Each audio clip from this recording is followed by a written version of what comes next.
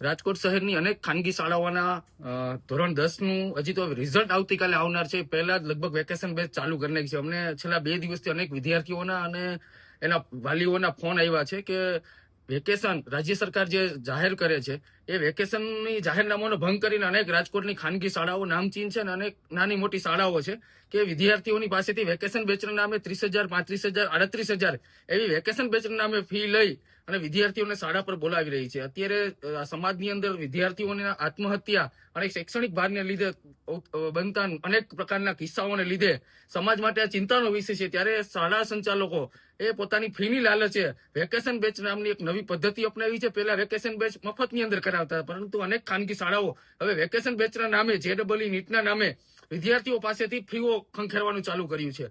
ગઈકાલે બરોડા DOએ આ પ્રકારનો પરિપત્ર કર્યો છે કે કોઈ પણ ખાનગી શાળા વેકેશન દરમિયાન ચાલુ રહેશે અથવા તો શૈક્ષણિક કાર્ય ચાલુ રહેશે તેની ઉપર કાર્યવાહી કરવામાં આવશે, દંડ આપવામાં આવશે, તેમજ DO દ્વારા શૈક્ષણિક જે ચેકિંગ આવે સરપ્રાઇઝ એ કરવામાં આવશે. એટલે આજે અમે રાજકોટ જિલ્લા શિક્ષણ અધિકારીની આ બાબતે રજૂઆત કરી છે કે છેલ્લા 2 દિવસથી અનેક વિદ્યાર્થીઓના અને વાલીઓના ફરિયાદ આવે છે કે ભાઈ વેકેશન એ વિદ્યાર્થીઓને પારિવારિક લાગણીઓ માટે અને બહાર ફરવા પરિવાર માટે જવા માટે તણાવ મુક્ત થવાનો સમય છે અને રાજ્ય સરકાર વેકેશન બહાર પાડતી હોય તો એના માટેનો કોઈ આશ્રય હોય, એના કોઈ કારણો હોય.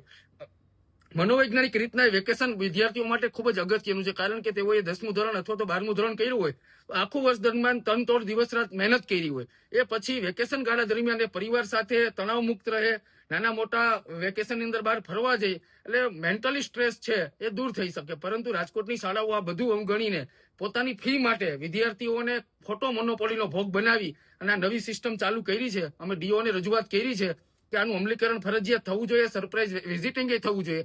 જો આ નહીં થાય તો આવનારા સમયની અંદર જે શાળાઓ વેકેશનની અંદર ચાલુ હોય છે ત્યાં અમારે હલ્લાબોલની જરૂર પડશે તો અમે કરવાના છે.